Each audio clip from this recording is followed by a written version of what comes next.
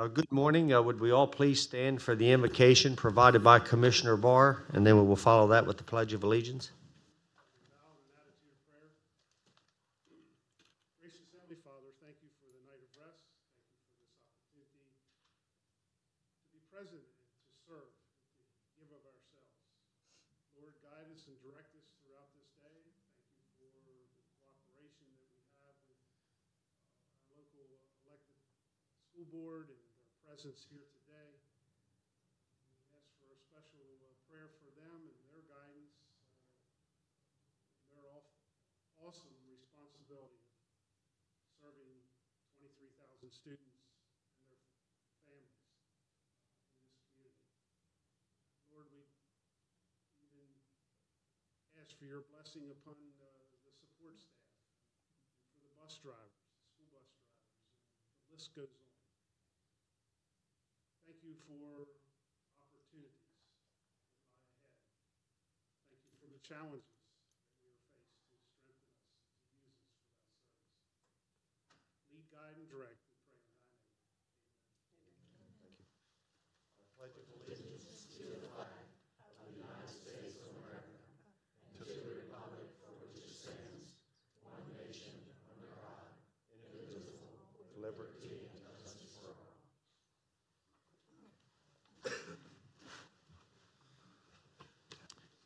Thank you, Commissioner Barr. I'd like to call the Washington County Board of County Commissioners November 7th, 2017 meeting to order. With that, I'd like to ask for a motion to approve the October 31st, 2017 minutes that have already been provided from the clerk. So moved. Second. Motion and a second. Any further discussion? All those in favor signify by saying aye. Aye. Aye. Opposed? 5-0. Thank you. Commissioners' reports and comments. Start with Commissioner Kiefer. Nothing at this moment. Commissioner Klein. Just want a brief announcement that the Williamsport American Legion Post 202 will be dedicating their World War II monument on Saturday. Everyone is welcome. It's at 11 a.m. I'd arrive early. Most of the construction, the monuments in the ground, the brick patio and wall will be completed in spring with a larger ceremony for all of us to be invited for that too. But I want to thank all our veterans who've served our country, currently serving, for their dedication to this country. And again, thank you to them, and invite each and every one of you Saturday to the Williamsport American Legion. Thank you. Thank you, Commissioner. Commissioner Myers. Commissioner Barr. Yes, good morning. Two quick issues. One is Mako Fall Conference was Thursday and Friday all day. We had a good meeting. We met with a number of the governor's secretarial staff, Secretary Brinkley, Secretary Ben Runkles, and a number of other ones in particular that were there. So we accomplished a lot of good work. The other thing is it was our annual executive board meeting also as part of that two-day conference.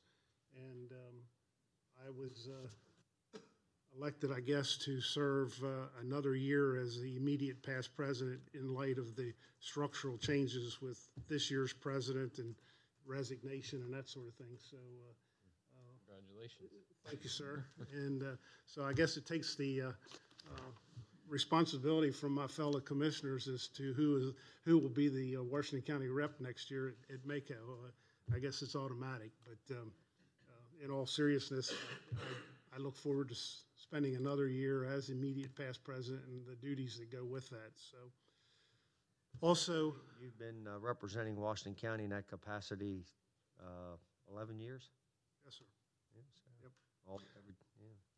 Thanks to Jim Kirchhoff taking you down. Yeah, 11 and a half, well, 12 years ago to be exact, in the first week of January, Mr. Kirchhoff said, come on, you're riding with me. As a matter of fact, you're driving, your car's better than mine. And I'm like, where are we going? And the rest is history, as they say.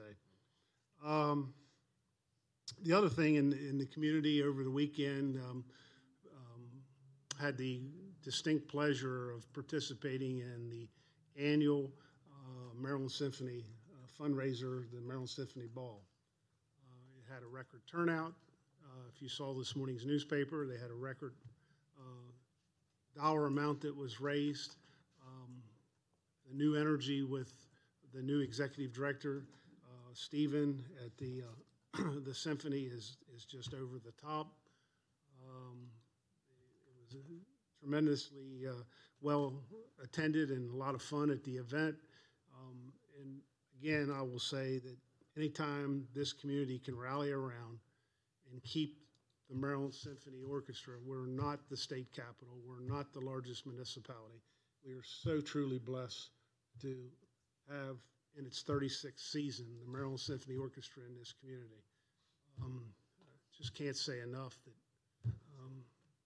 that we need to not only protect it, but to support it and to be a champion. The musicians come from all over the area. Many of them travel for several hours to not only to practice and participate and get prepared for the concerts, but they're here on the weekends of the concerts. Many of them stay in hotels overnight because there's a Saturday evening performance and a Sunday afternoon matinee, and so it's just a win-win for this community. And hats off to all those that helped and supported, and with our Washington County's Maryland Symphony Orchestra. So thank you. Thank you, Commissioner. For myself, first of all, I'd like to welcome everyone to our County Commissioners meeting today. It's great looking back, seeing a fair number of citizens and representatives for Washington County in the chambers. Secondly, I'd like to congratulate Mayor Host of Clear Spring. I don't know if the results have been official or not, but he was elected last evening to, can't remember if it was his 17th or 18th term as mayor of Clear Spring, which will either tie or break a record for the number of years served in that capacity in our municipalities within Washington County and possibly the state.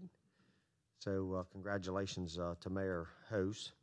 I'd also like to thank our staff, Jim Sterling, Cassie Lewis, who were very instrumental in helping put together and making the JGBLI Investors Forum this past week up at the Cascade Town Center. Very, very successful. You guys outdid yourself. You did an awesome job helping everybody feel welcome, and I know the time that I spent up there, I thoroughly enjoyed it and thought it was very professional and well attended, and it was just a great event for Washington County. So thank you, Jim. And that concludes my morning announcements. Any commissioners have anything else to add? Okay, let's move along to reports from county staff. We have any staff members here today who would care to provide a report? Administrator Slocum. Thank you, President Baker. I have a couple quick comments. First of all, thank you. Welcome to the Board of Education, Superintendent Michael and the staff and the others that we have here. Very exciting day for collaboration and the visits and presentations we have from B&D and others. Also want to quickly mention that this morning, as I walked in, they were changing the hours on the front door and the back door for the business hours. Highway Department was out and expanded our hours to 4:30 p.m. and that's part of the theme of county government. We are open for those hours, 7:30 to 4. So previously it was 4 o'clock, so now it's 4:30. So the official time will be 7:30 to 4:30? 7:30 to 4:30. Great. And each director on senior staff is working to have someone at the phone or at the desk during those hours. There will be times when occasionally it's not answered, but we are striving to be open for business and have those phones answered and doors open for business and citizens. Secondly, there's good news came from the state in that they submitted again a Interstate 81 grant application for the widening of Interstate 81, which is very good news. Speaking of Jim Kirchable, he was mentioned just a moment ago. GHC has been, as well as a lot of folks in the community, have been a big part of that application.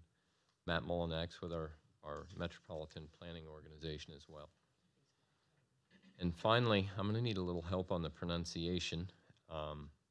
Our County Commissioner John Barr has been named finalist for MACO's Marilyn J. Is it Praisner? Marilyn J. Praisner Award. He was nominated by his fellow commissioners and office staff. The award recognizes current or former county elected officials who have demonstrated outstanding service to the county, community, constituents, and MACO. The winner will be announced at the Winter MACO. And for our money, I think there's no contest. So congratulations. You've done exemplary things here, Commissioner. Thank you very much. Boards and commissions.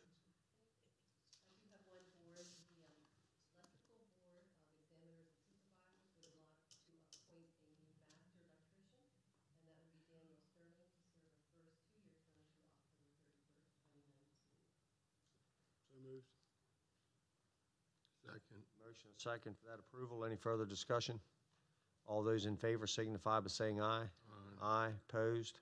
5-0. Thank you. The last chance for county staff to provide a report. Citizens' participation. We have any citizens here today that care to participate? Okay, please just, we'll start right here in the front row if you don't mind, and then just come forward. Please provide your name, address. Brooke Harper, 18336 Buckeye Circle, apartment 127, Hagerstown, Maryland, 21740. And I'm here today to talk to you about the proposed Eastern Panhandle expansion project, which would run a frack gas pipeline from Pennsylvania. It would cut through Hancock underneath the Potomac River for about 3 miles, and then ship frack gas over to our neighbors in West Virginia. I'm also the Maryland, D.C. Policy Director for Chesapeake Climate Action Network, and in that capacity, worked alongside with several legislators to pass Maryland's fracking ban last year.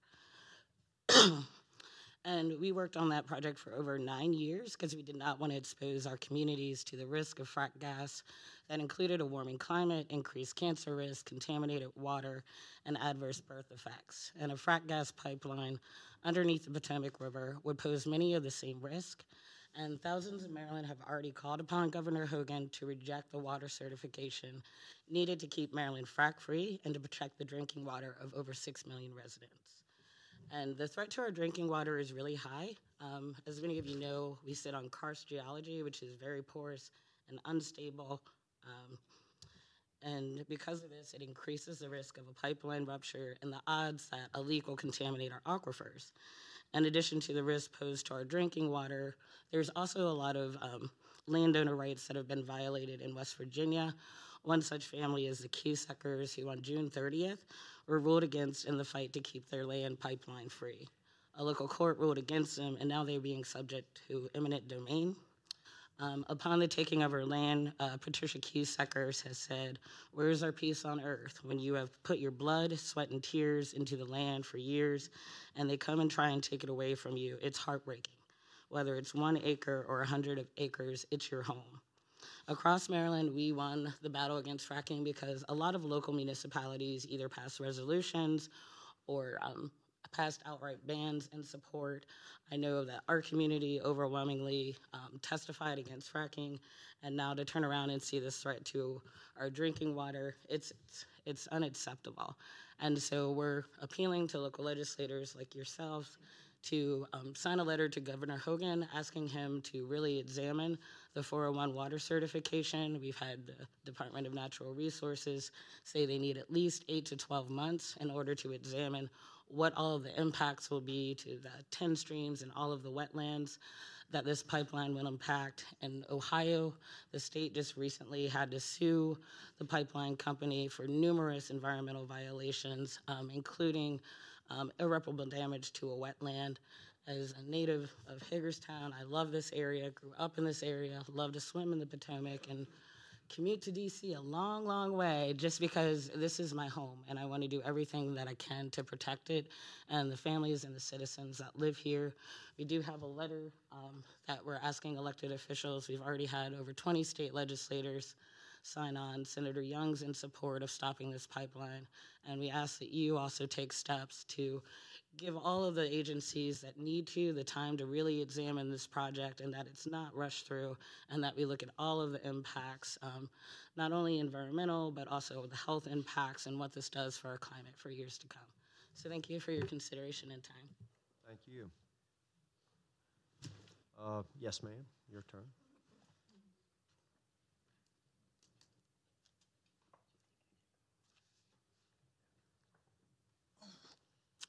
Good morning. My name is Tilly McCoy at 13503 Greencastle Pike, Hagerstown, Maryland.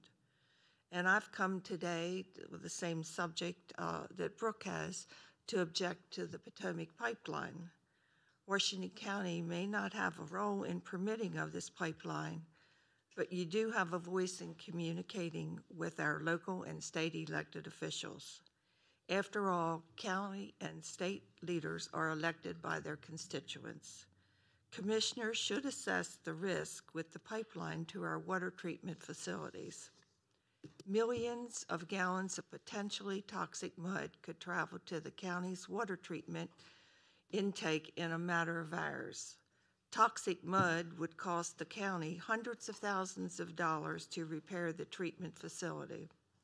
If toxic mud were to flow through the treatment facility without being caught quickly, the drinking water distribution system would be contaminated and need to be replaced or inspected.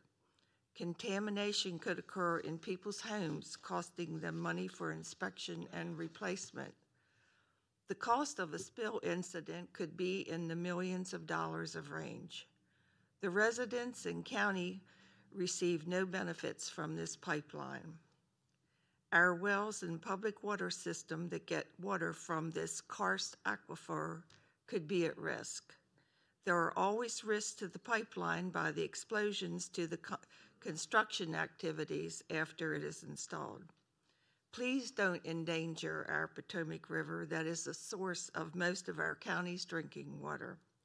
Protect this for us and for our children and our grandchildren's future drinking water. You have the power to speak to the governor to keep this from happening and protect our county. Thank you. Okay, anyone else? Yes, ma'am.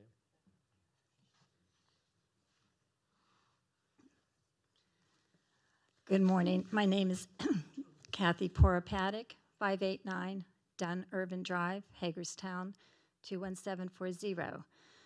I just came across this. Sometimes we just need to be reminded of the basics. This is your mission statement. Supporting and strengthening individual and community self-reliance and responsibility. Promoting education, economic opportunities, public health, safety, and welfare. Protecting the environment and cultural resources we share, and planning for future urbanization and a culturally diverse population. I think the pipeline would be a great danger to our environment and to our cultural resources of the Potomac River and the C&O Canal. And I ask that you oppose it. Thank you. Thank you. Yes, sir. Brett Walls, Upper Potomac Riverkeeper. I live at 15307 Dellinger Road, Williamsport, Maryland. Gentlemen and commissioners, you've seen me a couple of times over the year talking about this pipeline. I'm not going to get into the specifics, but time is running short. We have until March 15th to persuade Governor Hogan to deny the 401 certification. It's December 19th actually is the permit hearing that MDE will be holding in Hancock, Maryland. What was that date again? December 19th. We would hope that you would show up for that meeting to express your concerns. But in the meantime, like Brooke had said, I do have a letter, and if I may approach to give you this letter to read over and to review, I'd like to do that after my statement. I'll be blunt. The crossing of the Hancock of the pipeline near Hancock and the Potomac River is 28 miles away, 28 miles from your water intake for the filtration plant. On a worst case scenario, 6-hour time frame of a pollution event is what you would have, 6 hours to shut off that intake. That's what we know about the Trans-Canada crossing. We have no idea of the methods or the crossings or anything from the Mountaineer gas pipeline when it crosses Sleepy Creek, when it crosses Bat Creek, or when it crosses Opequon Creek. And if your geography is sound, Sleepy Creek and Bat Creek are upriver from the water intake, which is less than 20 miles away. So the time frame from an incident happening there to getting into your water intake is less than 6 hours, worst case scenario. The second thing is we have no idea what the communication plan is for Mountaineer Gas if there's an incident. When will you be notified? We already have a scenario in Maryland when something happens. The facility contacts MDE, MDE contacts health departments, they contact ICPRB, and then the water authorities are contacted in that chain. We have no idea what's going to happen in West Virginia. And that's the reason why we're pushing Governor Hogan to say no to the 401 certification by March 15th, is because we have no idea what's going to happen in West Virginia for the Mountaineer gas pipeline. So I'm going to approach, if I could. The lady that spoke first referenced a lawsuit with one of the companies that's installing the gas line. Is it Mountaineer? No, it is not Mountaineer Gas. What that was referring to is the Rover pipeline that goes through Ohio, goes from West Virginia through Ohio into Michigan. There were numerous pollution events that occurred during the construction of that pipeline, one being 2 million gallons of bentonite mud mixed with diesel fuel into a wetland that decimated that wetland. The company has refused to pay the appropriate fines to the state, and the state is now is done with having to work with them and is taking them to court. So we have an opportunity right now, if we don't have all the information, to stop this. And you are my county commissioners. I'm requesting that you really consider, whether collectively or individually, to review this letter, sign this letter, and help us persuade Governor Hogan to deny that 401 certification right now. You know, they can apply later, and we can get more information down the road later. But right now, we have until March 15th, and because we have that 1-year deadline in the FERC process. And after that 1-year deadline, it's going to be much harder for the state of Maryland to deny that 401 certification. So your voice will help us in persuading him. So if I may, I'd love to be able to hand these out to you. Thank you.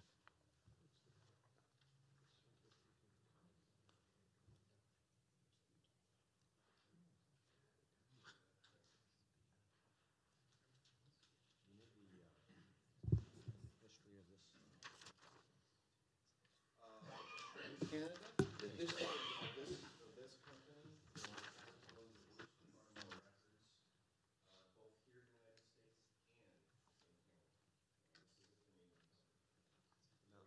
It's titled Mountaineer Gas.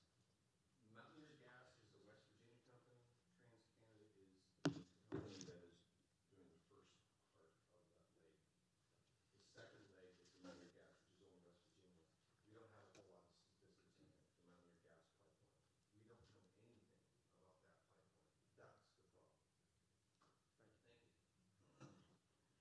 Thank you. Okay, have any other citizens here today care to participate? Yes, sir. Please come forward.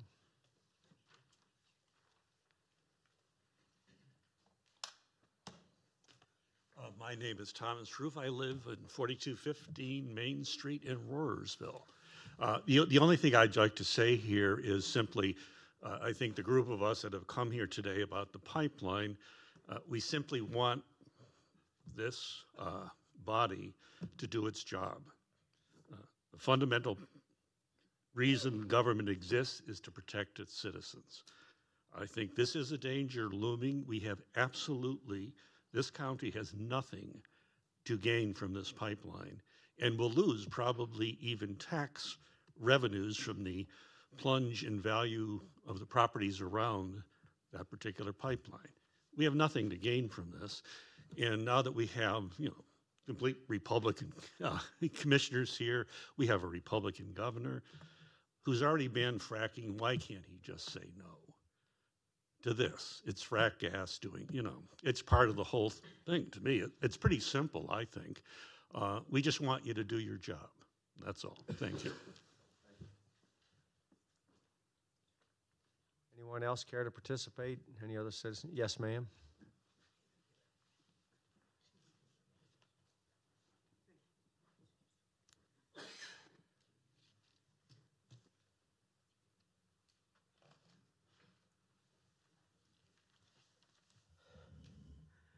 Good morning. I'm Shirley Lambden. I live at 11903 Robinwood Drive in Hagerstown. I just wanted to say one thing. 3 words: first and worst. Unfortunately, the way this pipeline is going and where it's setting and the geology, which is very sensitive, karst geology, makes us in Washington County the first to be affected by anything that goes wrong, and we get it worst. Downstream, they'll get it too, but not as bad. And they have more time to react. So please, commissioners, keep in mind when you turn on your tap in the morning to boil some oatmeal, let's pray that it stays nice and clear, because our water people really do their best. So first and worst, unfortunately, that's where we are. Thank you, sir.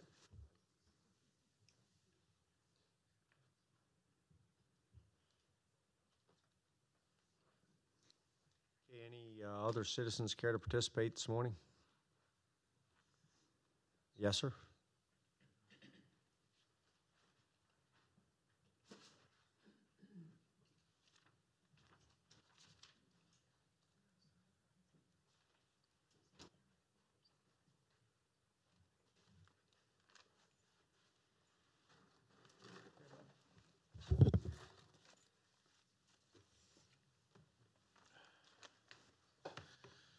Good morning. I'm Ralph Savagna from Hancock. With me, Larry Gerber and Leo Murray. I just wanted to echo comments from before in regards to Veterans Day. And on behalf of the citizens of Hancock, I wanted to thank all the veterans who have served our country. And for that reason, I'm here to just want to discuss the opportunity to help us with our Veterans Memorial Project. The effort's been led by Councilman Murray, who's here, and he's going to give you some details and show you some things. The town of Hancock has recognized veterans before. We have our Veterans Memorial in Widmeyer Park, which was conceived by our local VFW chapter and supported by our community. Our new library, which we're very excited about, has been named the Veterans Memorial Library, changed from the War Memorial Library. Councilman Murray is championed what we feel is a little bit more personal recognition of our veterans, that our town has committed $25,000 to this project, and more than $6,000 has been raised by members of the community to buy the banners that he'll display. Several $1,000s of in-kind services have been donated, including engineering services. The town's really embraced this project, enthusiastic, and the project stretches across generations. From a personal standpoint, the project is going to provide recognition of my wife's grandfather, Lee Hickson, who served in World War II, her father, James Hickson, who served in Vietnam, and her son, Jordan Wolford, who served as a medic in Afghanistan. So it really has embraced the generations across the town. It's also going to be the highlight of our planned World War I commemoration event, which is scheduled in November of 2018, and it's led by former Mayor Dan Murphy. So with that said, Leo's still going through his papers here, but he's going to show you some things about what we're planning to do and what we've already started to do. So Leo, are you ready? Yes. All right. Let me pass this out to you guys. How are you today?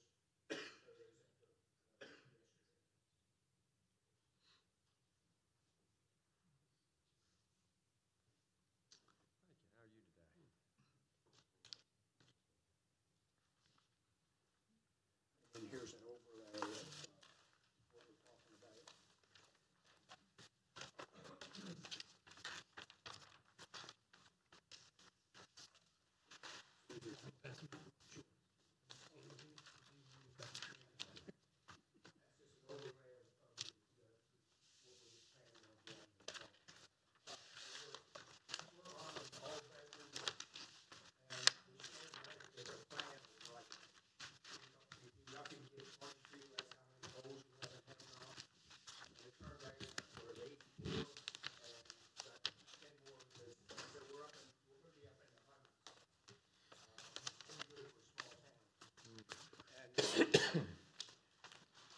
wanted to put them in the park.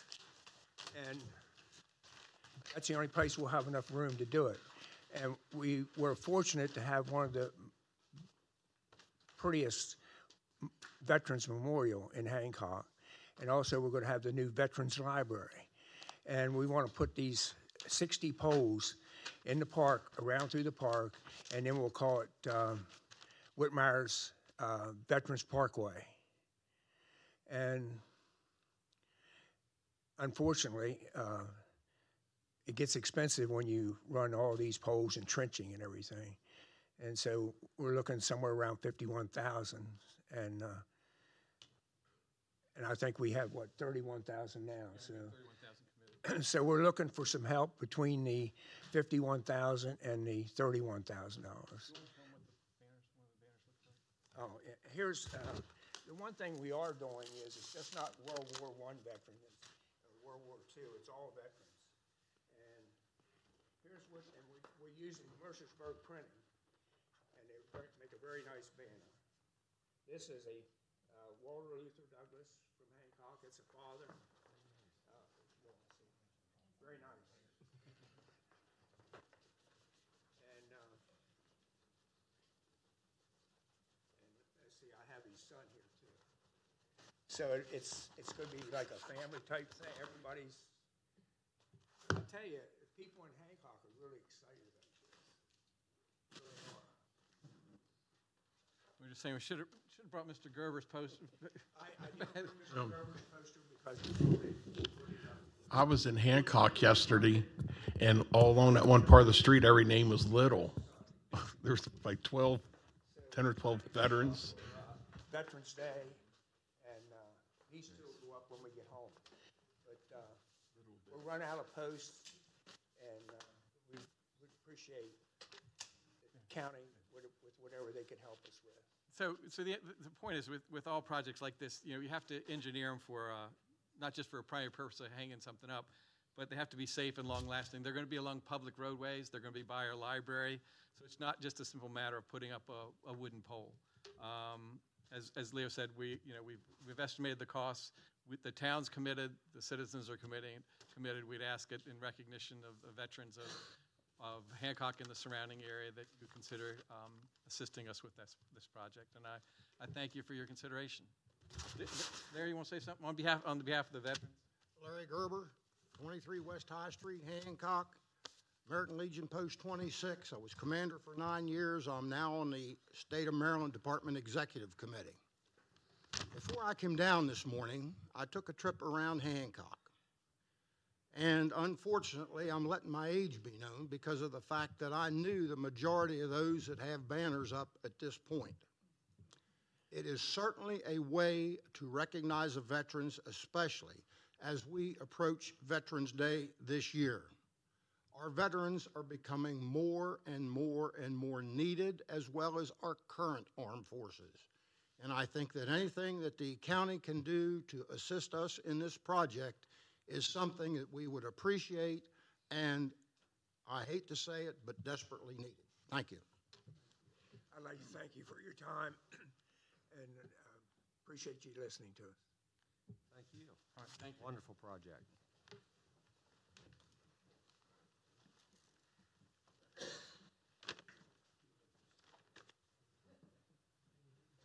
Any other citizens here today care to participate? Okay, moving right along, Board of Education joint meeting. I'd like to ask Board of Ed members to come forward, and we have a seat ready for you. Hope we have enough.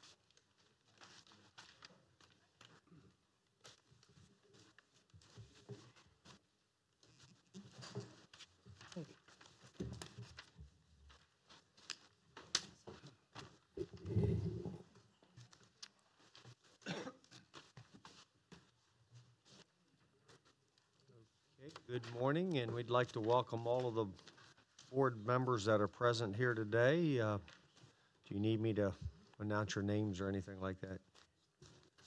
Okay.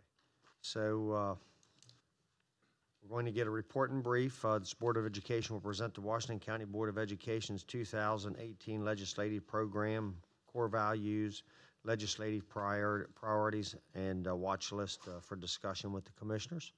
And with that, I'll turn it over to the president, Mrs. Williams, Melissa Williams, and Thank you. it's your turn. President Baker, good morning. President Good Baker, morning. Vice President Klein, Commissioners. In accordance with Board of Education policy, our board meets yearly to make decisions regarding our legislative program. Our board met in public work session on October 17th to discuss our legislative core values, legislative priorities, and proposed legislative initiatives for the 2018 Maryland legislative session. All of these items were brought forward by our legislative response team to the full board for consideration.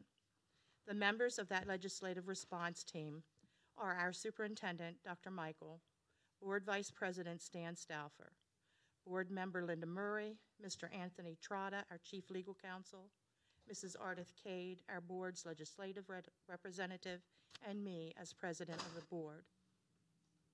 Later this month, at our November 21st business meeting, our board is scheduled to take formal action on the adoption of our core values, legislative priorities, and legislative initiatives.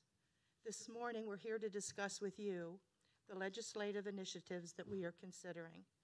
We have 6. And while we certainly welcome discussion of and feedback on all 6, there are 3 in particular we would like to focus on this morning. My understanding is that you have received in advance of today's meeting a packet containing our proposed 2018 legislative program, which includes our core values, legislative priorities, legislative initiatives, and legislative watch list.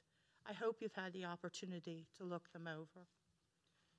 President Baker, with your permission, we can begin discussion with me introducing one of the 3 legislative initiatives we'd like to have the commissioners' feedback on.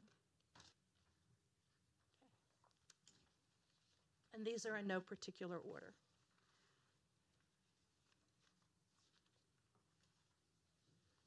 Okay, this is repeal of Public Local Law Advisory School Design Review Committee.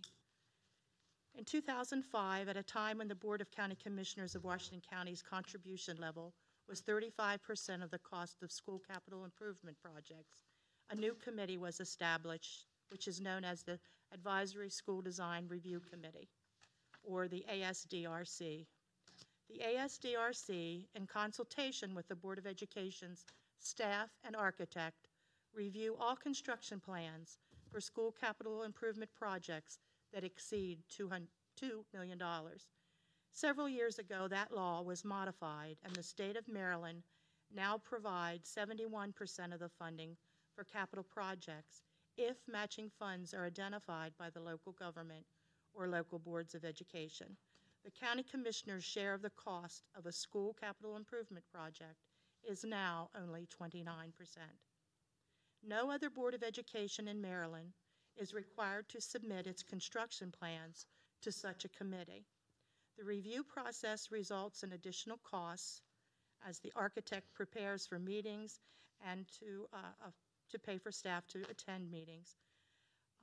There is also concern that citizens who are appointed by the local government to serve on the ASDRC on a voluntary basis are not foreclosed from bidding on a project that is reviewed by this committee. So in order to improve efficiency and to reduce the cost of such reviews, we feel that the public local law that established the Advisory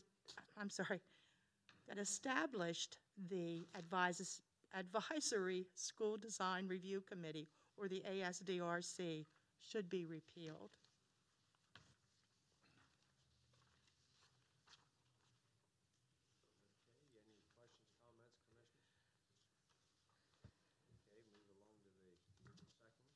Okay.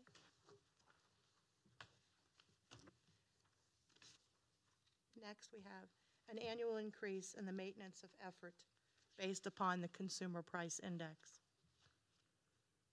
Every local government is required by Maryland law to provide a minimum level of funding to support the education of public school students. And this funding requirement is maintenance of effort, or as we call it, MOE. We're proposing that legislation be introduced that applies only to Washington County, that after the required MOE contribution is determined, the local government's contribution should be increased on an annual basis by a certain percentage based upon the increase in the Consumer Price Index, the CPI.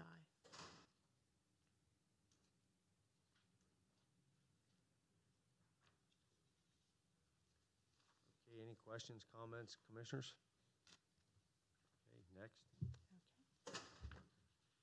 Automated speed enforcement, dedication of funds for school resource officers. Maryland law authorizes the installation of Maryland law enforcement authorizes, I beg your pardon. Maryland law authorizes the installation of automated speed enforcement systems in school zones. It is being proposed that a portion of the revenue generated by this program be dedicated by the local government to cover the cost the Board of Education of Washington County incurs to provide school resource officers. The current cost to the Board of Education to provide this service to students, school staff, and visitors to school facilities and events is $700,000.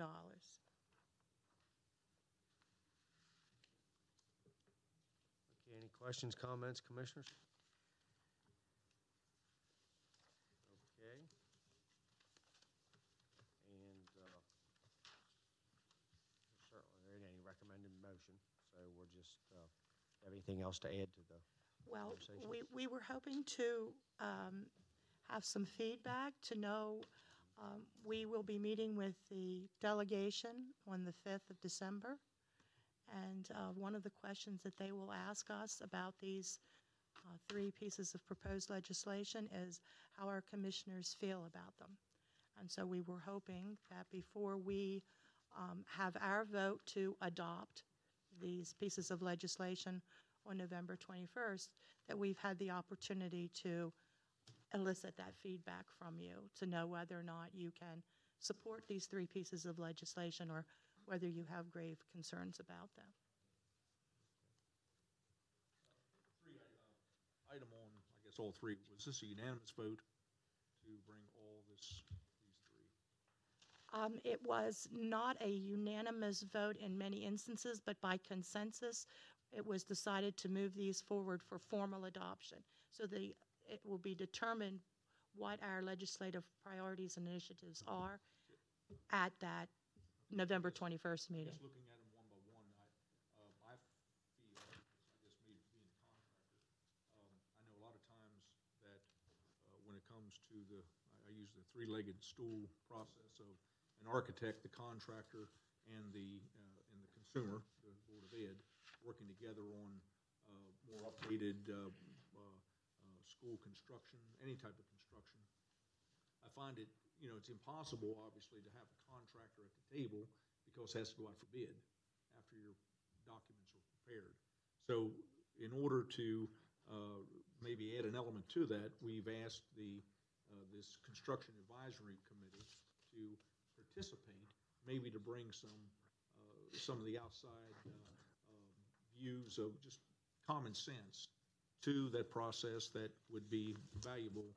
And I guess I'd have to see, and from the architect side, what that cost is that you're saying adds to the cost of the construction itself. What value that we're maybe saying it costs more to do as far as planning, but maybe we save in the long run by having them at the table. Right. Secondly, when it comes to the CPI, would the CPI have a cap that it would not be any lower? Because sometimes your consumer price index lowers. Mm-hmm. So in most cases, you get the goods, you get the bad. So has that been addressed?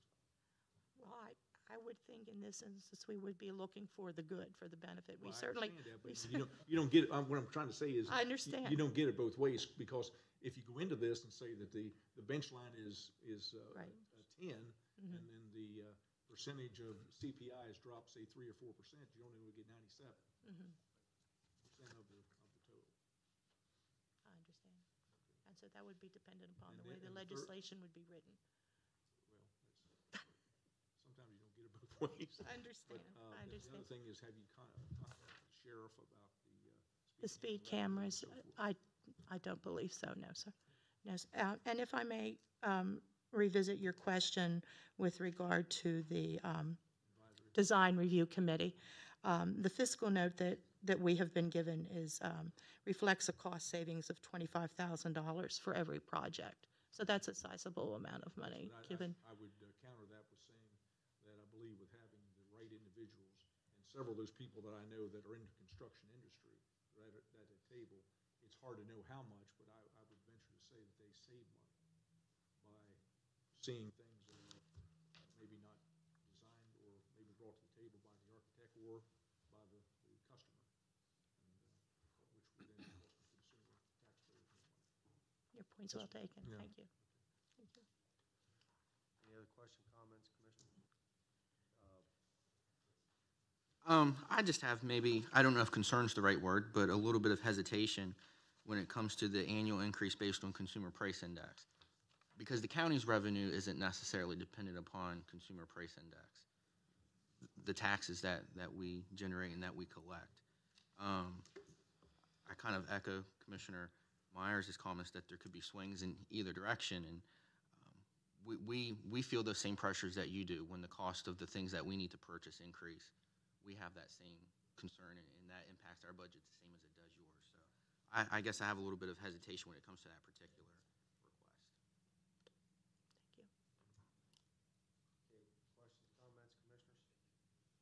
I'd encourage each of us to, if we have any questions or concerns concerning the three items suggested here today, that we get with our county administrator, and if we could have county administrator get back with you all, and with any further questions or concerns. That would be very appreciated. Okay. I will be glad to communicate with Dr. Michael at staff level. Thank you. Thank you. Do you have any other questions with regard to our legislative program? If not, thank you for the opportunity. Our board certainly welcomes these joint meetings and appreciate the opportunity to come and meet with you. Thank you. Thank you, and have a good day. We do have a presentation by B&D Consulting, Dr. Michael, so we'd very much like you to stand by. We do the proclamation before we do that. Yeah, not particular order, but I think B&D would, it's a message that the Board of Ed would like to hear as well. Would you like us to return to our seats, or do you want us to stay here? Yeah, I have a proclamation to present.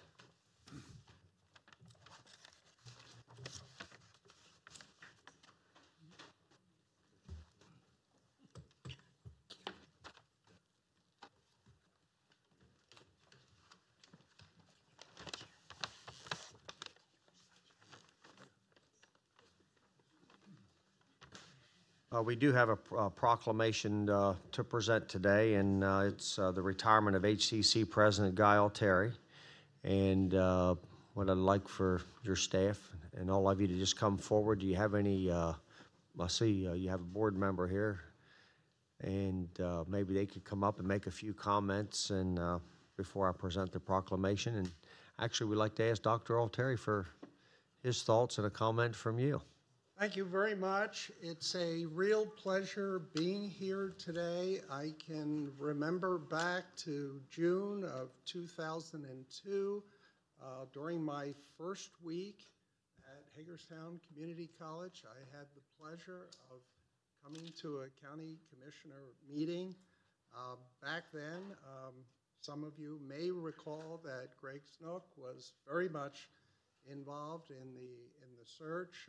Prior to coming to Hagerstown, I was the executive vice president for instruction and student services at WashCo Community College in Ann Arbor, Michigan, and as my wife and I were looking at opportunities to come back east, I was incredibly impressed with the search committee and Greg's presence on that as a county commissioner. It said so much to me about this county in regard to its interest in moving ahead with increased opportunities in higher education. It is so appropriate that prior to my comments, we had the Board of Ed up here, because we all know the Board of Ed had the wisdom to get HJC started in 1946, and the vision of our county. Back in 46, there were only 2 counties in the state of Maryland that took advantage of the opportunity the State Board of Education made to get higher education going in counties across the state in the area of community college education, Montgomery County and Washington County. Everyone tells me Montgomery County, that didn't surprise them. Washington County, incredible wisdom back then to get HJC started. As you all know, we're in our 71st year. These last 16 years have been a labor of love for me. I'm ending 45 years of higher ed work in 3 different states. A third of that time was spent in New Jersey, a third of that time in Michigan, and a third of that time here in Washington County. I think HCC continues to be an extraordinary resource for the people of Washington County. And over the 16 years I've been at the college, I've been mentored by persons like Merrill Elliott and Dick Phoebus and Greg Schnook and others. And for my wife and I, it has been a wonderful journey in regard to our time in the county and our ability to create a college that we like to say you can stay close and go far. The other thing I wanted to mention today is our incredible partnership with the Board of Ed. Those in Annapolis who analyze partnerships between community colleges and local boards of ed keep praising what is happening in our county. It was back in 2003 that we started our Essence program. We were the first of the 16 Maryland community colleges to provide discounted tuition to high school students to take college courses while they were still in high school. And we're very proud of that fact. Over the years, we've worked closely with the Board of Ed to create the middle college, which gets an awful lot of positive publicity, not only across Maryland, but across the country. And most recently, our partnership with the Board of Ed to create the Promise program for students who cannot afford to go to college, and the federal Pell Grants and financial aid packages no longer cover the full cost of a quality education. So as I look back over that period of time, I want to thank the county commissioners for their steady support to the community college. We've done tremendous things on campus. This is obviously bittersweet for me to end my career, but I'm leaving a terrific executive team at the college led by Dr. Dave Warner, who you all know very well. And it's been a pleasure working with dozens of county commissioners and trustees over the years. And today, the board at the college is incredibly focused on their task ahead to identify an interim leader and make a permanent selection of a new college president, perhaps as early as July or August of this year. Austin Abram, who most of you know, leads the Board of Trustees, and I'm so pleased he took time out of his busy schedule to be here today. And I also want to thank a number of the executive staff that are in the audience.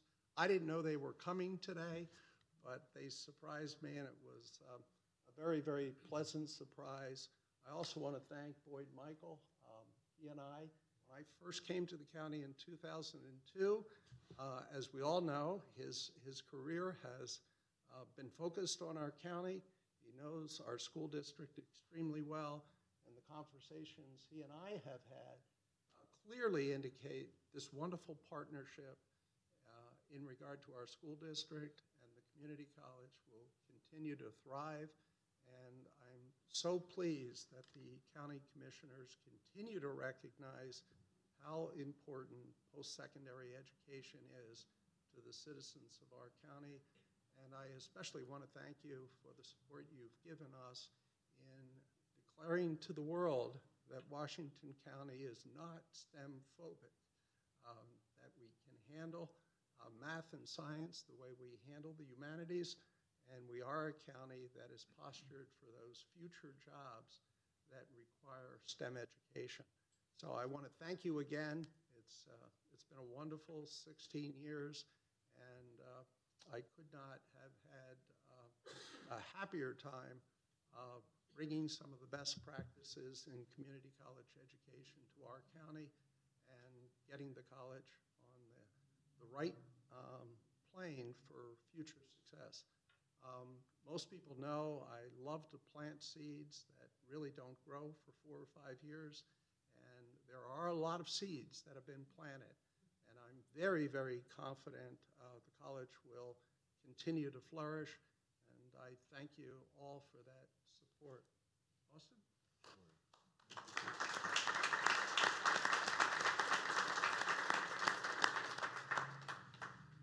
As chair of the Board of Trustees, and I apologize for my voice today, we've been honored to have Dr. Altieri lead the college. He came to our county with a vision. The board at that time had ideas of what they would like to see accomplished. He has met those goals. He's exceeded those goals. And I want to thank the Commissioner Board today and past boards as well for your support of the vision that Dr. Altieri brought to Washington County of what the college could be for this county and for its citizens. You have been most supportive, and we appreciate that. And Dr. Altieri, the board as well, thanks you for your service. Thank you very much. Thank you. I just have a curious question before I present the proclamation. You're the 3rd president at our local community college. I still refer to it as a junior college. I graduated from Hagerstown Junior College. But anyhow, what's the average tenure of a president at a... 3.5 years today. Isn't that something? So among the community college presidents, the 16 of us, I'm at the top of the list in seniority. That means first on the list to retire, of course. Yeah, so it's been a pleasure, and so much has been accomplished. And again, I want to thank the faculty and staff and trustees, county commissioners, Board of Education. We've worked well together. We're not the wealthiest county in the state. We are an overachieving county, and I tell that to staff all the time, especially when we hire new people. We know we have some disadvantages compared to richer counties, but we know how to do work well. We know how to work together and take full advantage of the resources that are out there. One of the most amazing things to me is that we've been able to garnish more than $35 million in my time at the college in competitive federal grants to establish high-cost, high-quality programs in very expensive areas such as cybersecurity, biotechnology, alternative energy. These are the programs of the future. All the other 100 or so programs we have are vitally important. Nursing is as important today as it was in 1946, but these other occupations have to be added so that we become very, very attractive to the high-skill, high-wage employers who are looking around for extraordinary workforces to do wonderful things with new technology and new occupational pathways. I think HCC stands today as an incredibly valuable resource for the economic development of the county. So again, I thank you for your support. Commissioners, any comments for Dr. Altieri? Thank you. I had an opportunity this summer to speak at your graduation this spring, I guess. And I commented on, in the 10-year period from when I graduated Hagerstown Community College to stand on that stage, the change that's taken place at that college, and that's certainly because of you. I know all 5 commissioners boast that we attended in some form or fashion schooling at Hagerstown Community College, or HJC, but I might be the only commissioner that can say that during my tenure there, you were president, and only you, so thank you.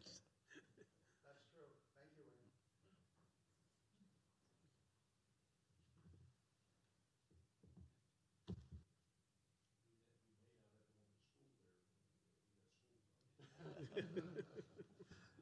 Thank you. Thank you very much. Thank you. Again, I'm so very honored to be able to present this proclamation to Dr. Altieri. I, for one, know the reason I'm in the position and where I'm at in life today, and it's because of educators and coaches. And I just want to thank you for everything that you've done for Washington County. You have been very, very special, and I know every time I've called and asked for a meeting, you would say, can you be here in 10 minutes? But anyhow, so I just want to thank you for everything you've done for Washington County. This is a proclamation of the retirement of HCC President Guy Altieri, November 7th, 2017. Whereas Dr. Guy Altieri has been the president of Hagerstown Community College for 16 years, serving as the 3rd president in the college's 71-year history. And whereas he had led the college through a period of strong enrollment growth to now serve more than 6,000 credit students and 7,000 non-credit students each year. And whereas he has worked tirelessly to forge strong relationships between HCC and Washington County government, Washington County Public Schools, the University System of Maryland at Hagerstown, Meritus Health, Chief, the Greater Hagerstown Committee, and many other organizations. And whereas the physical campus at HCC has grown significantly under his leadership to include the STEM building, Kepler Performing and Visual Arts Education Center, Learning Support Center, and Student Center. And whereas his leadership in bringing emerging STEM programs to the college has greatly benefited the economic development efforts of the region.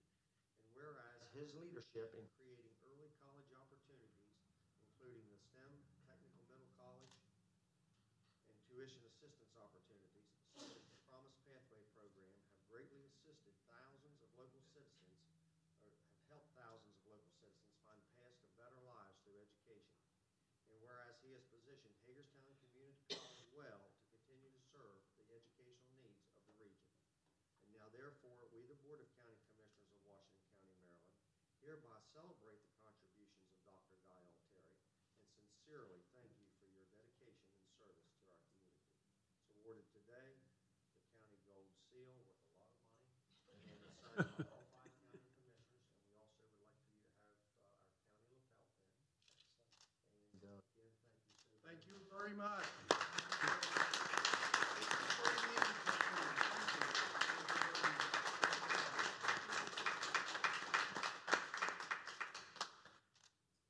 Okay, what we would also like to do is have all of the county commissioners, and you can tell us where you'd like for us to stand. And then after that, we would also like to have a picture with all of the elected school board members, Dr. Michael and Mr. Slocum. I would like to have all of you included in the picture. Very much.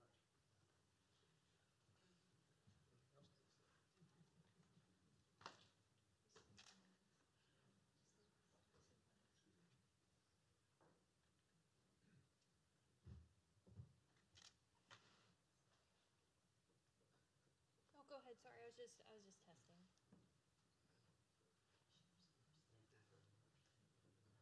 Okay, here we go. I'm gonna look at her camera first. And 1, 2, 3. Now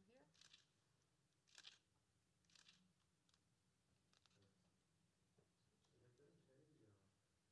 Well, we want to do with the elected school board,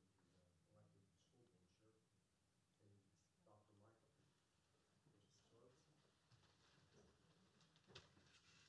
And Dr. Michael, Mr. Slocum. You want to stick with the panelists and then all of us together?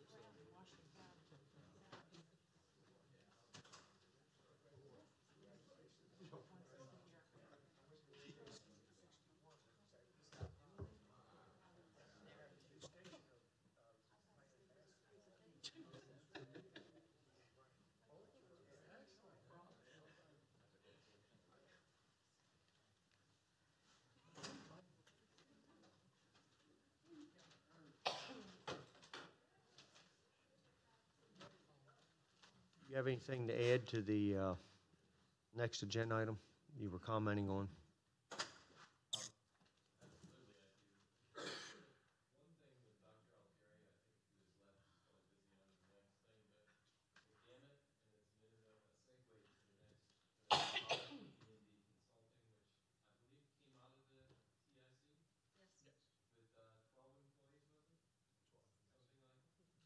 where if you're on the road, you can see tractor trailers through a truck driver training school, and then you can see businesses like Mr. Bearden's, who is a software development company. So I think that's a testament to Dr. Altieri's staff, his efforts in the community college. But you're about to hear from a very successful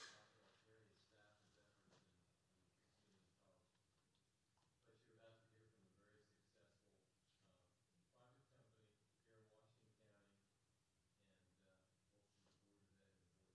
of County Commissioners, that they need all the support that we can muster to help them carry on. I'm looking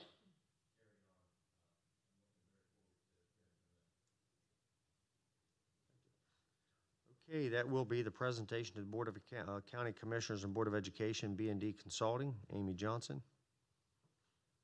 And introduce who all is with you, please.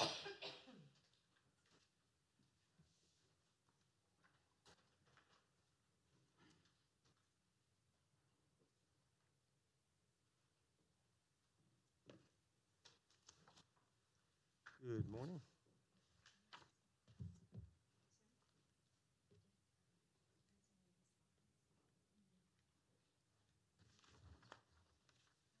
Do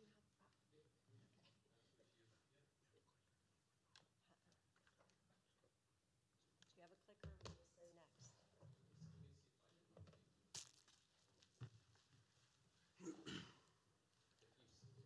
If all else fails, just say next, and we'll be sure to get the next slide. Good morning. So I'm Amy Johnson from B&D Consulting. I'm Executive Director of Business Development for B&D Consulting. I have with me Curtis Davis. Good morning. I've been with B&D since 2005, Research and Development Manager. So I lead all the R&D efforts that we're actually using. Oh, there it goes. Thank you, sir. Sure. I lead all the R&D efforts that we actually do for all our customers and future innovation projects and programs.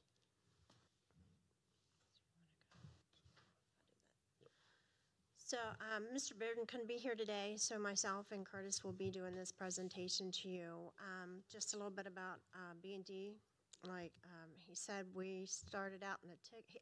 He started out in the basement of his house with himself and Curtis, 2 employees. Then they moved into the TIC and grew from there to 12 employees. Today, we are up to 114 employees from 2004 till today. So it has grown. We're a small business, veteran-owned small business. Our customers, of course, is all DOD, Department of Defense, Army, Navy, Marines, DISA, Fort Meade. Our vendors, we work with Microsoft, Amazon, Red Hat, Cisco, all the various vendors in the technology field today. So what we want to talk about today to you guys is the opportunity and challenges that we have of bringing in good talent and jobs, or bringing in good talent to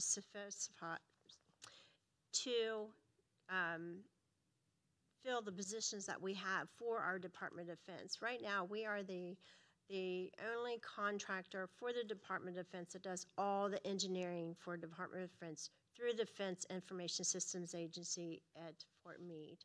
So we do all the engineering for the Department of Defense. DISA is our customer who supports the Department of Defense, and we do all their engineering.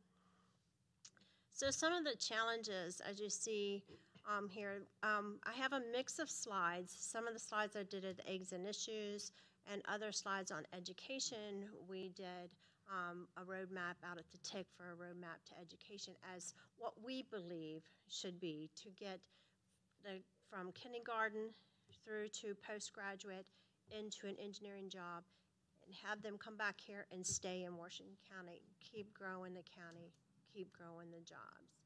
So I'll let Curtis take over from here because he has a very great interest in this because he has children here and how he is getting them educated today. Thank you, Amy. So I'll go back real quick. So this slide kind of highlights all of the future growth in terms of STEM, in terms of the percentage of growth that we actually see new STEM jobs coming in, not mainly on the engineering side, but all the different aspects that kind of surround STEM. It's kind of hard to see. Hard to see from here. Yeah, I'll just skip through that. So one thing to note is that the average salary for a B&D employee, basically somebody that graduated school, understands system network engineering, system integration, is about $100,000 a year. That's significantly higher than what the average rate is for Washington County. But one of the biggest problems that we see here is that most of the kids, once they graduate, we still have to spend 6 to 9 months training them on to more deeper aspects. That's what's covered under the education curriculum.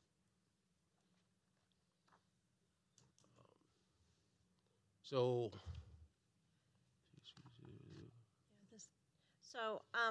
what we see is, and this is, again, just our opinion and what we're learning from being able to employ here in Washington County, that STEM should not be just an option for kids. It needs to be a requirement.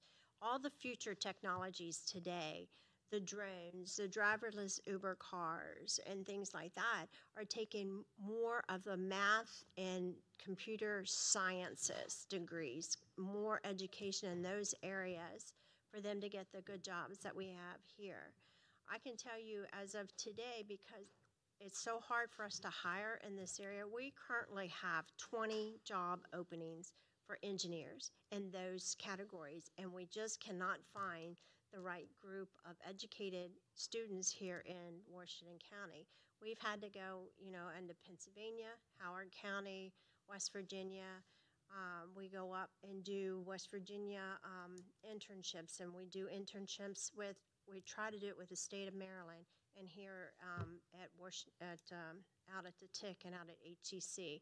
Now, we do have some coming in from our meeting for the roadmap to education that we presented to them. So we have been making progress there.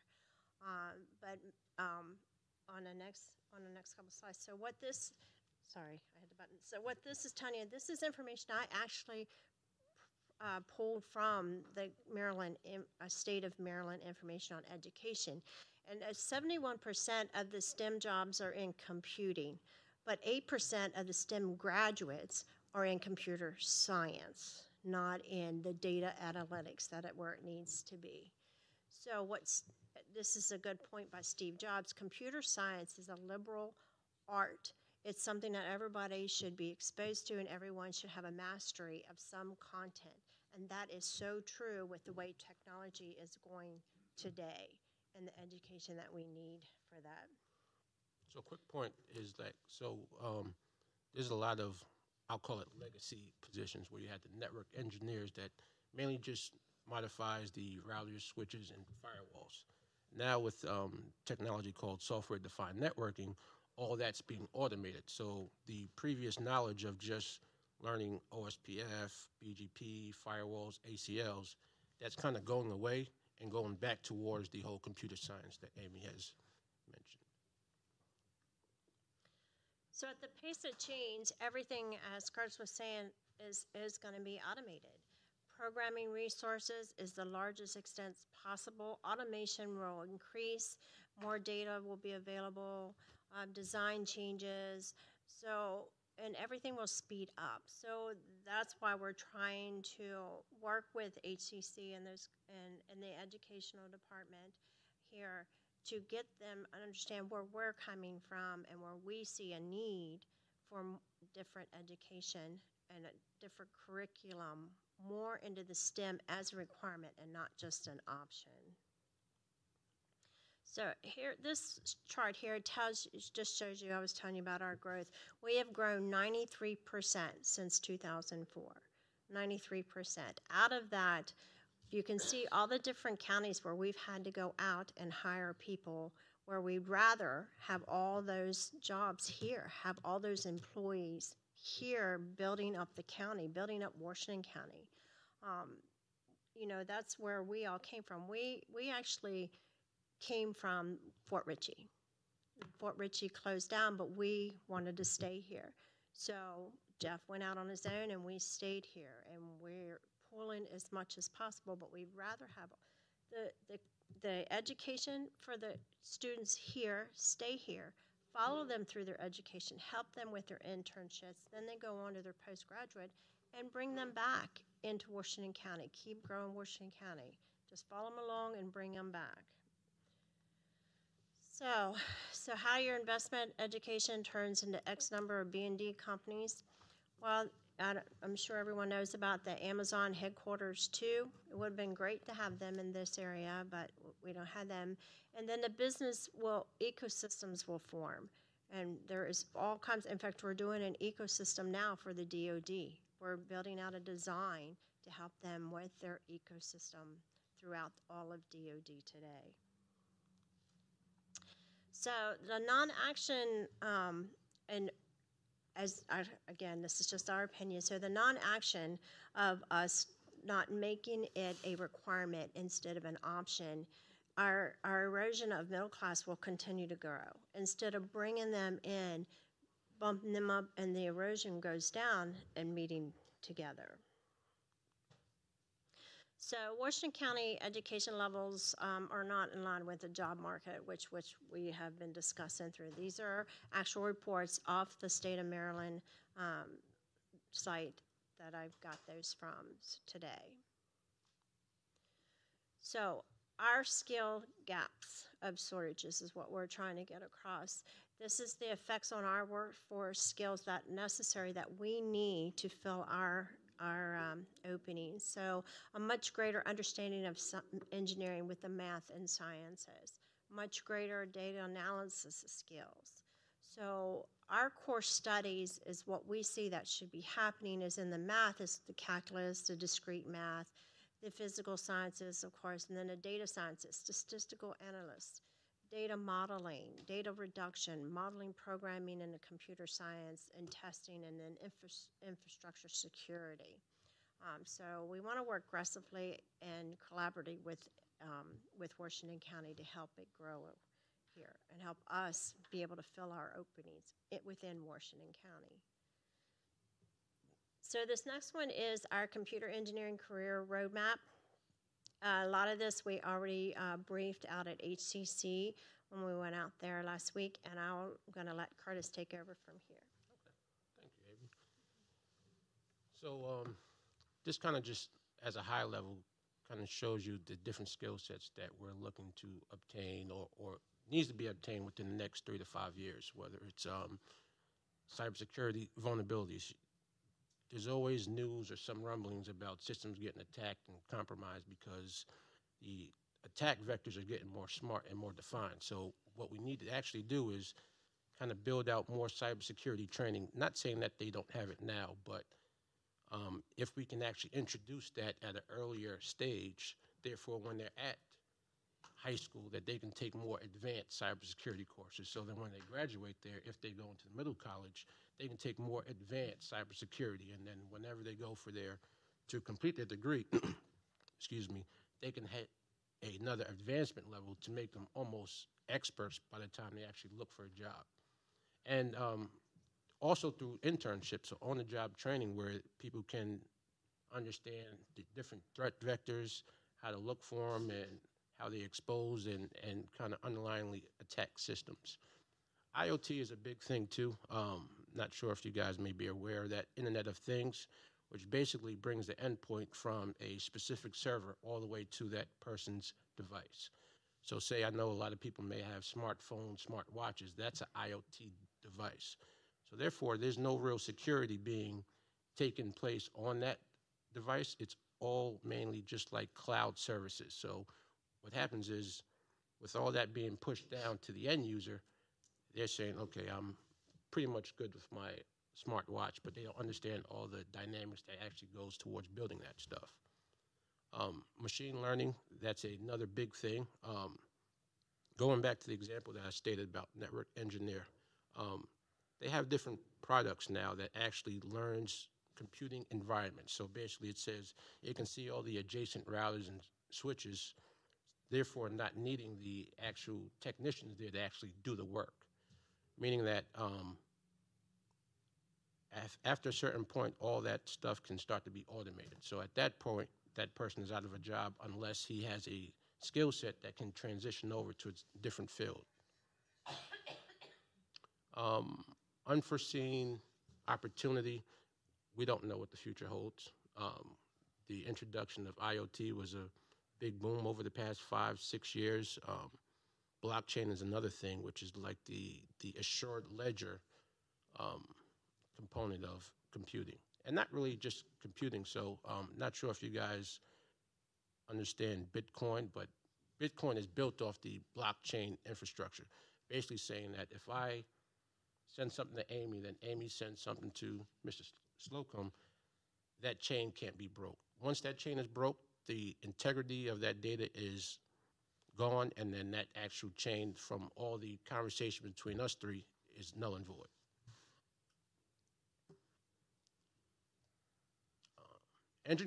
So different careers come up all the time based on the transition and introduction of new technology.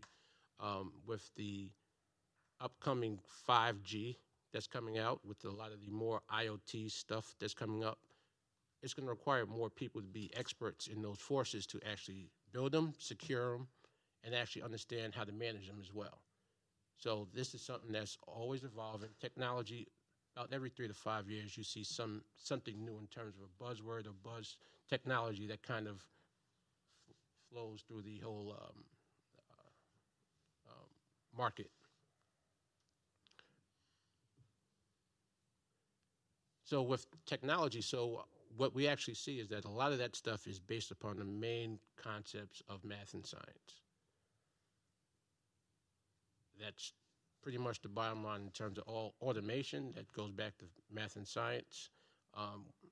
So just having the personnel to adapt to all that type of knowledge would be great in terms of building the workforce.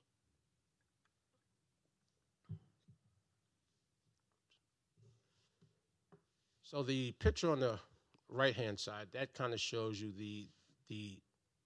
our view of how education model and career model should work. Basically, what we're saying is for the items in the red, that's K through 8, so that starts the initial outlook, introduction to different sciences and maths. It doesn't have to be level 3 or level 4, just the brief introduction to actually start that repetitive force to have kids start learning that. And then in the next ring, which is like the yellow ring, that's mainly the high school level, where they have more advanced concepts that they're being learned and actually may be able to take part in some internships or apprenticeships to actually get hands-on training. So one good example is that I grew up in New York, Long Island to be exact. My parents enrolled me in a program called Science and Technology Entry Program at Hofstra University. From the 7th grade all the way to the 12th grade, my Saturdays from 8 a.m. to 2 p.m. was booked. I couldn't have any games, couldn't do any sports during that time because I had to participate in that program. What that program did for me is it exposed me to math and science. They had a computer lab that they allowed the high school kids to actually attend, learn, where they have full professors instructing kids about, okay, well, in today's day, this X, Y, and Z. And I think that was very crucial and critical to my development because I was exposed to that at such a young age. Another story is that my daughter was actually a resident of Washington County a few years back. I didn't agree with the path that it was going, so actually I had to move back to New York, just so she can actually, because STEM wasn't really incorporated at that time, and now she's 17, so she's graduating. this year, but before then, there was no exposure to attend college at middle school, attend college at high school, where in New York, she went to Farmingdale State University, State College, and she actually participated in a science program that got her a 50% scholarship to Columbia University. But it's just actions like that that shows the kids and give those kids the opportunities to learn more stuff, like learn more science, learn more math, to keep their interest garnished is invaluable. Sorry for that segue.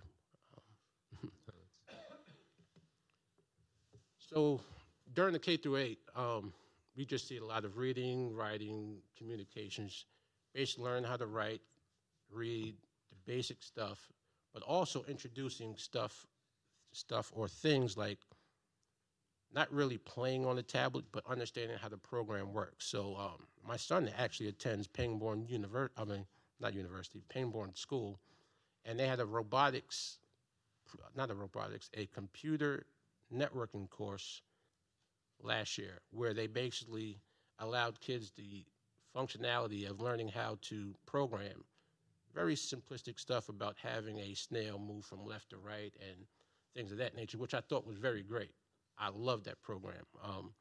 I actually went to the school earlier this year to find out when they have that scheduled again. They said they're not sure yet. So I do understand that, competing efforts with the holidays and getting the kids back in and acclimated may kind of push that further down the line. But actually having those programs to actually start that is what garnered my son's interest into a robotics program that I signed him up for at Sylvia Learning Center.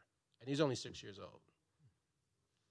So it's like things like that that introduces the new aspects of technology that garners the kids' interest. Is like, hey, Dad, can I learn robotics? I said, okay, we'll see how it works.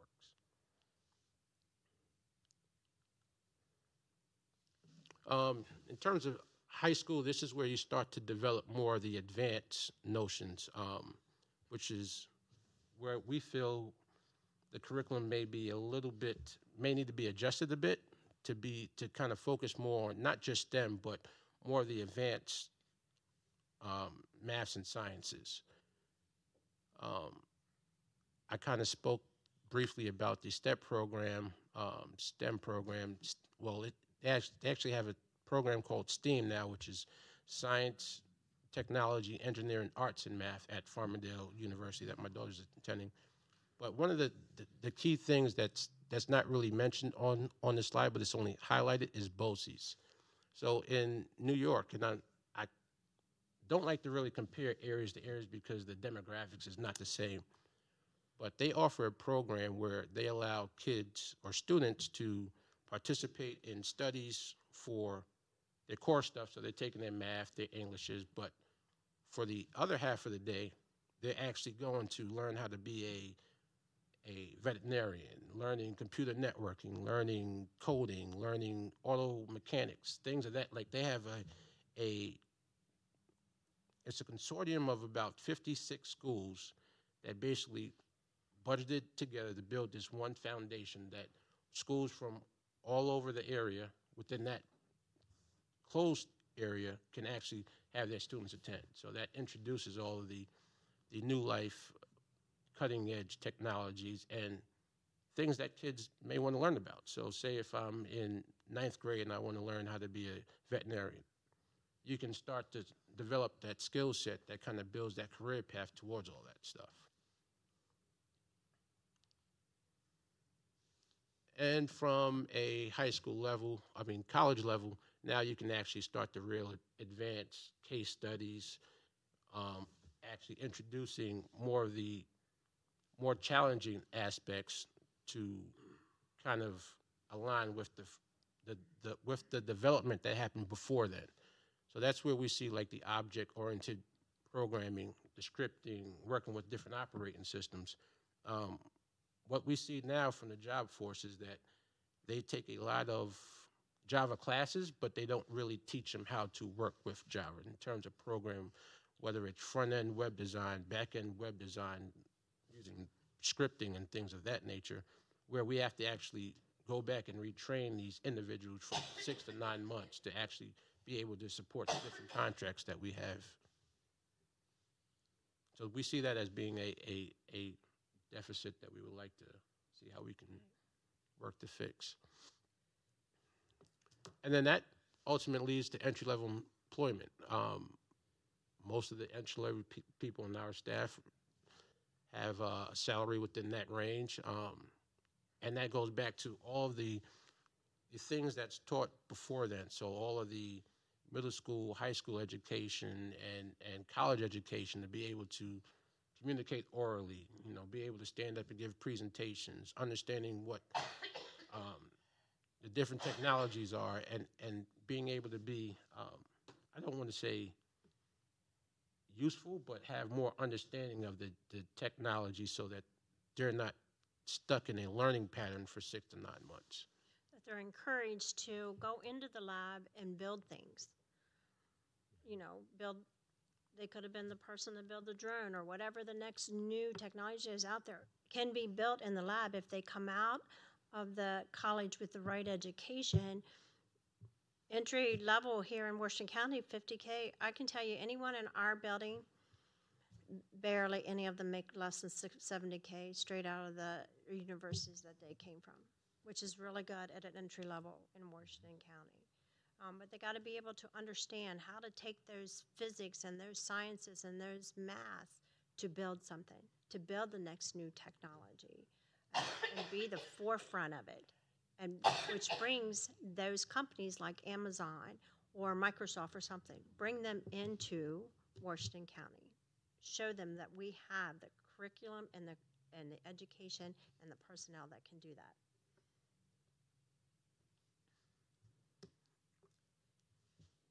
So this is for the graduate education, where it basically deals with a lot of the paper writing, but understanding how everything kind of blends together. So this is where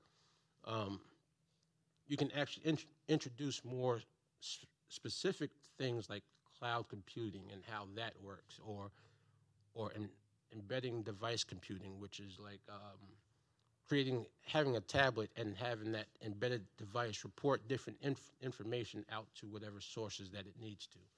Information security, that's kind of cybersecurity, which is self-explanatory, but you start to build the framework of people learning, or students learning, of how to conduct their different researches to actually apply that to their job and field.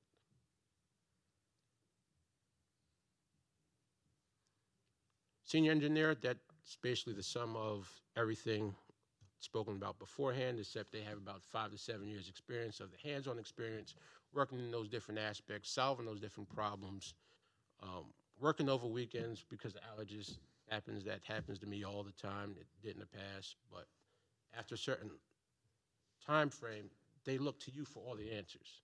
And that's when you're vital, because for the next oncoming interns or the next wave of employees coming in, we actually use our senior guys to actually teach our younger guys, to kind of give them an understanding about, hey, this may happen, don't do this, all the checks and balances that may have been not caught when they went through that.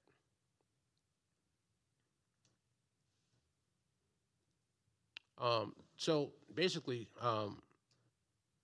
the education system is almost like a relay race.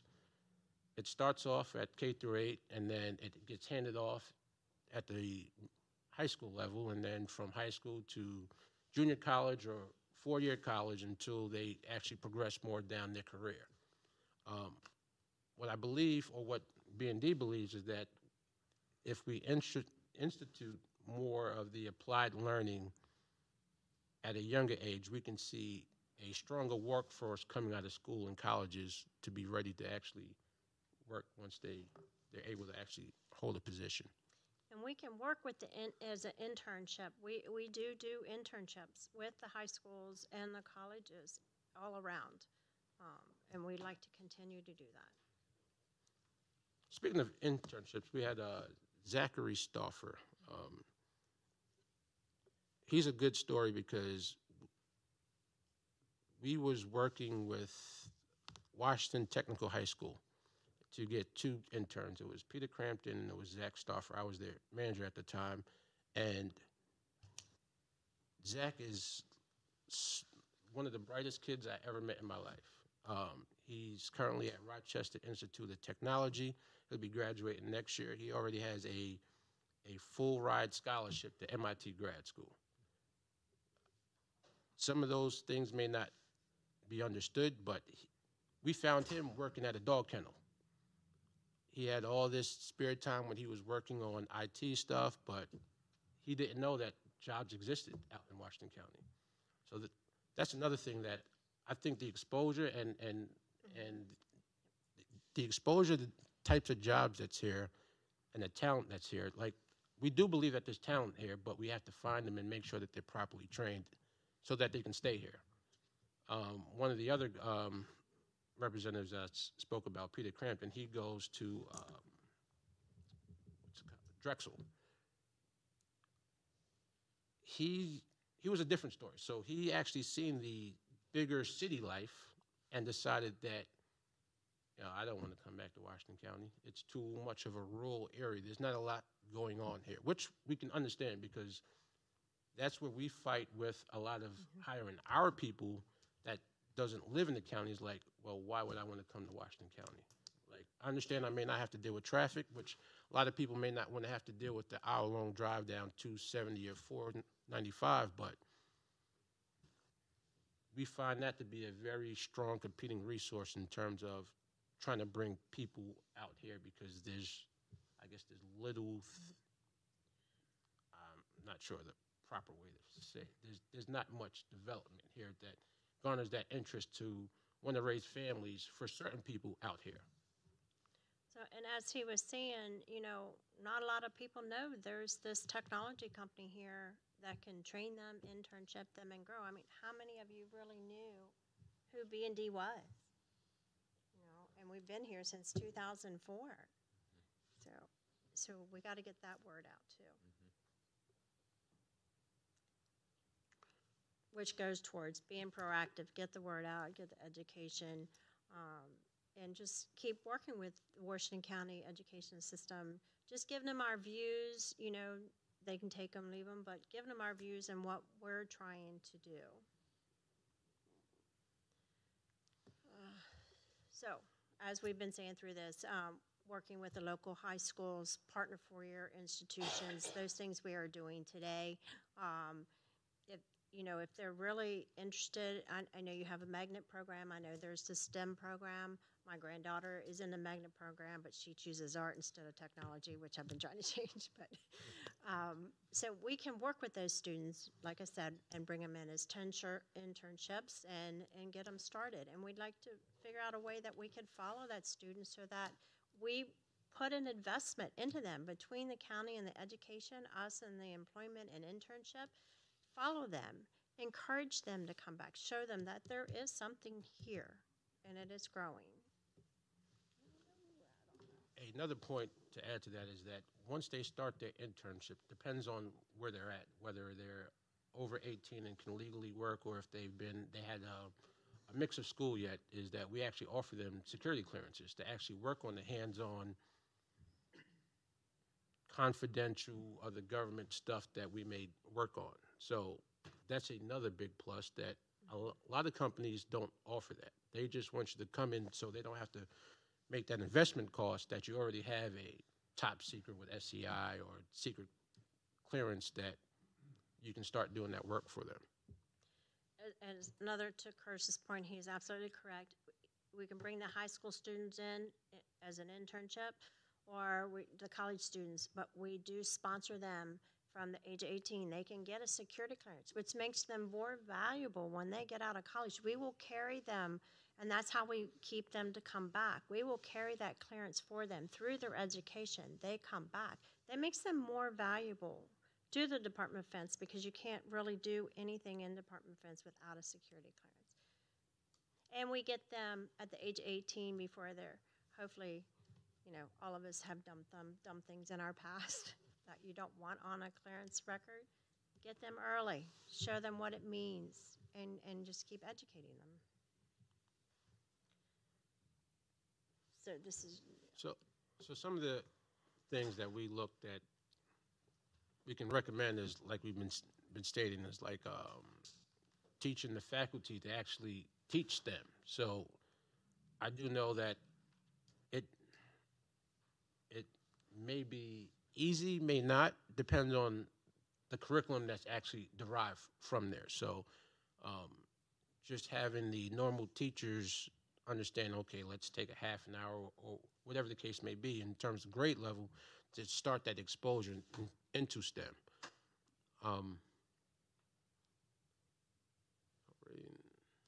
And incorporating that into the core curriculum.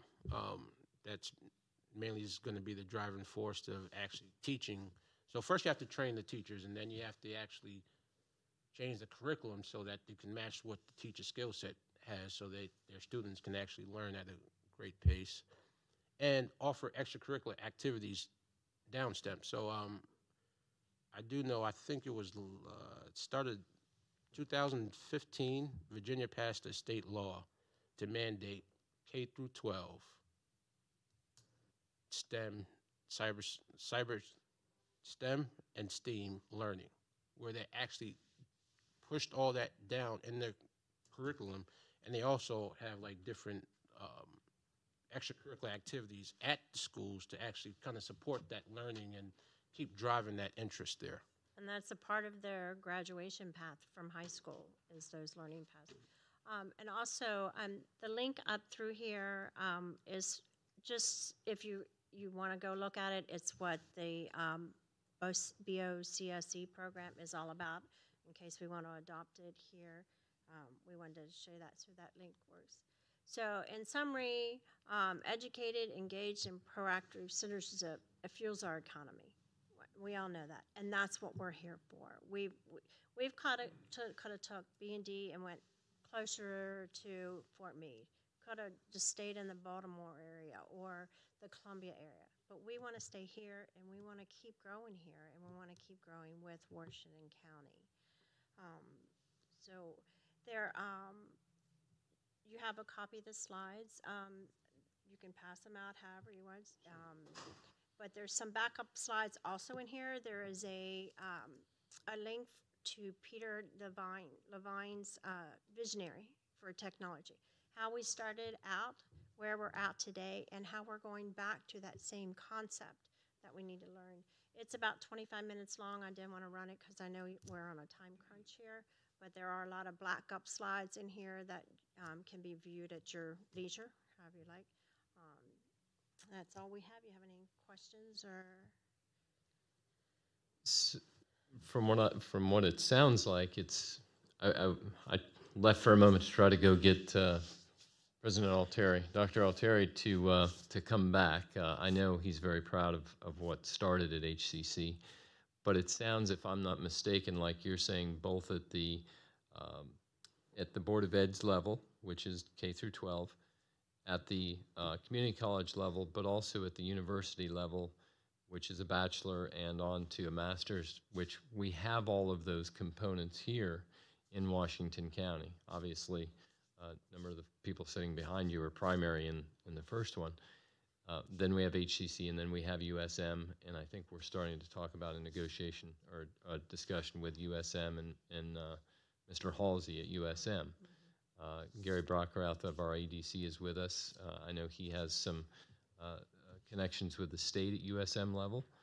So I think there's an opportunity for us to help plug you into the right places. But the people behind you, Superintendent Michael, the board of Ed, are certainly first and foremost in that discussion. So I'm glad they were both here to be able to hear what you say. Yeah, I've been getting emails from about Mr. Hazley, and so we're just trying to get it on our schedules, you know, because we've been doing a lot of these meetings, and I still have a job to do. Right. But yes, we do have him on the horizon to go out and meet with him. I would just encourage you to think about B&D as the Amazon of Washington County. That they have 20 jobs at this. They've grown and proven themselves to what they already are today. So them and others like you are we talk about searching for the Amazon. We have a small Amazon right here in our county that deserves that attention. So thank you very much. Thank you. Thank you.